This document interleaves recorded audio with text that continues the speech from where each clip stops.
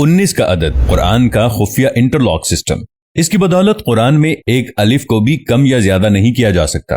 آئیے کمپیوٹر کے کچھ ایسے کارناموں کو دیکھیں اور سوچیں کہ زمانہ تو کسی چیز کو ایجاد کر کے اپنا کارنامہ سمجھتا ہے، مگر ان کا ایجاد کردہ کارنامہ خود خدا کی ملکیت اور اس کی بادشاہت کا ثبوت فراہم کرتا ہے۔ اسی طرح کمپیوٹر کی ایجاد نے بھی خدا کی کتاب کو صرف اسی کی کتاب ہونے کی دلیل پیش کی ہے۔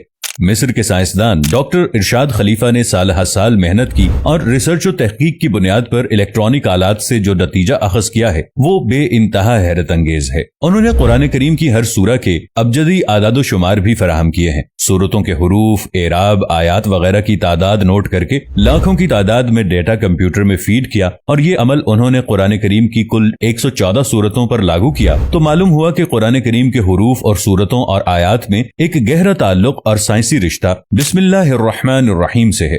یعنی بسم اللہ الرحمن الرحیم میں کل 4 الفاظ ہیں: اسم، اللہ، الرحمن، الرحیم۔ ان چاروں الفاظ کو پورے قرآن میں تحقیق کر کے کمپیوٹر میں فیڈ کر دیا اور یہ نتیجہ نکلا کہ لفظ اسم قرآن میں 19 بار آیا ہے، لفظ اللہ قرآن میں 2698 مرتبہ آیا ہے، الرحمن 57 بار آیا ہے، الرحیم 114 بار آیا ہے۔ ان چاروں الفاظ کی پوری تعداد 19 کے ہندسے سے منقسم ہو جاتی ہے۔ پورے قرآن میں ان چاروں الفاظ کی تعداد کسی جگہ بھی کم و بیش کر دی جائے تو اس لفظ کی تعداد 19 سے پوری طرح تقسیم نہیں ہوگی، اور یہ پتہ چل جائے گا کہ کسی نے ان الفاظ کے ساتھ قرآن میں تحریف کرنے کی ناپاک کوشش کی ہے۔ یعنی یہ ہندسہ 19 قرآنی کمپیوٹری نظام میں ایک انٹرلاک سسٹم ہے جو قرآن کے ان الفاظ میں، ان کی تعداد میں کسی بھی ہیرا پھیری کا پردہ فاش کر دے گا۔ کسی انسان کے وہم و گمان میں بھی یہ بات نہیں ہوگی کہ ایک ایسی مشین ایجاد ہوگی جو ثبوت پیش کرے گی کہ قرآن جیسی کتاب کو ما فوق الفطرت کے علاوہ کوئی تخلیق نہیں کر سکتا۔ حضرت ابو بکر رضی اللہ عنہ فرماتے ہیں کہ ہر ایک کتاب میں ایک راز ہوتا ہے، اور قرآن کریم کا راز وہ حروف مقطعات ہیں جو الگ الگ پڑھے جاتے ہیں،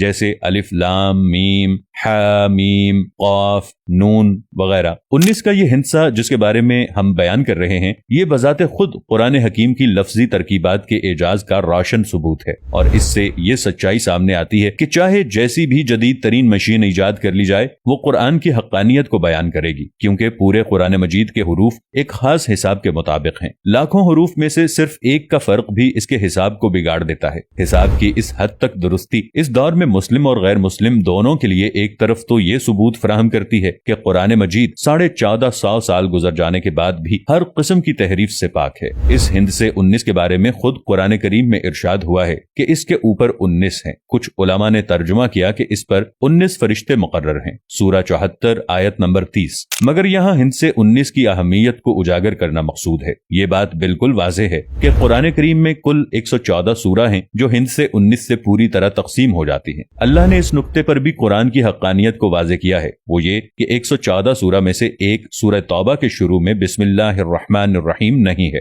گویا کہ صرف 113 سورتوں کے شروع میں بسم اللہ ہے، مگر یہ 113 تو 19 کے ہندسے سے تقسیم نہیں ہوتا، اس لیے ایک بسم اللہ کا اضافہ سورہ نمل چیپٹر 27 آیت نمبر 30 میں کر کے 19 سے تقسیم ہونے کے لائق بنا دیا۔ یعنی بسم اللہ کا جو عدد 113 تھا اسے 114 کر دیا تاکہ 19 کے ہندسے سے تقسیم ہو سکے۔ آج قرآن کے شیدائی اور مخالفین بھی اس سائنس و ٹیکنالوجی کے دور میں مختلف قسم کی سائنسی ریسرچ میں مشغول ہیں، اور اس بات کا ریاضی کی مدد سے حساب لگایا جا رہا ہے کہ یہ دیکھا جائے کہ قرآن مجید میں کون کون سے الفاظ، کلمات، حروف اور اعراب کتنی بار آئے ہیں اور کیوں آئے ہیں، ان میں کیا حکمت ہے۔ مثال کے طور پر یہ بات دریافت کی جا رہی ہے کہ قرآن مجید کی جن سورتوں کے شروع میں حروف مقطعات آئے ہیں، ان حروف مقطعات کا ہر حرف اسی صورت میں یا تو 19 بار آیا ہے یا اتنی مرتبہ ضرور آیا ہے کہ وہ نمبر 19 سے پوری طرح تقسیم ہو جائے۔ مثال کے طور پر قرآن مجید میں ہر جگہ قوم لوط کا استعمال کیا گیا ہے، مگر صرف ایک جگہ بجائے قوم لوط کے اخوان لوط کا استعمال کیا گیا ہے، اور یہ استعمال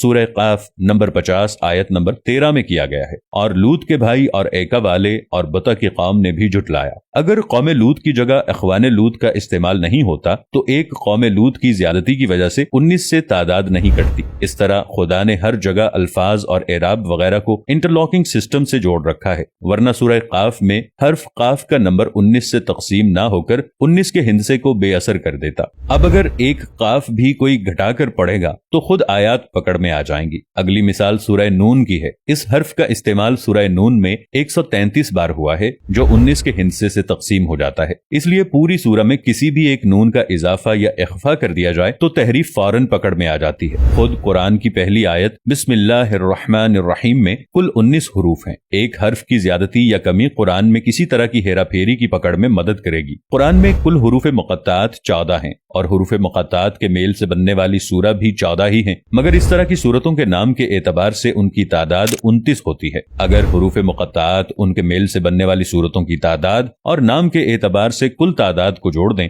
तो 29 जमा 14 जमा 14 57 बनते हैं और ये मजमुई तादाद 19 के हिस्से से पूरी तरह तकसीम हो जाती है। इसी तरह अगर हुरूफ मुक़त्तात या सूरह मुक़त्तात या इनके नामों की तादाद में किसी तरह भी कमी बेशी कर दें तो इस तरह भी तहरीफ पकड़ में आ जाती है और ये साबित हो जाता है कि खुदा की हिकमत ने कुरान करीम को हर तरह से महफूज कर रखा है और क़यामत तक महफूज रखना है। इस साइंस और टेक्नोलॉजी के दौर में खुदा ने यह मौका दिया कि आज जिस मशीन पर आंख बंद करके भरोसा किया जाता है वही मशीन कुरान की हक्कानियत और अल्लाह की किताब होने की गवाही देती है। और आज कंप्यूटर का जवाब भी यही है कि इसमें कोई तब्दीली मुमकिन नहीं है। अगर वीडियो पसंद आए तो इसे लाइक और शेयर जरूर कीजिएगा। मिलेंगे नई वीडियो के साथ, तब तक के लिए अल्लाह निगहबान।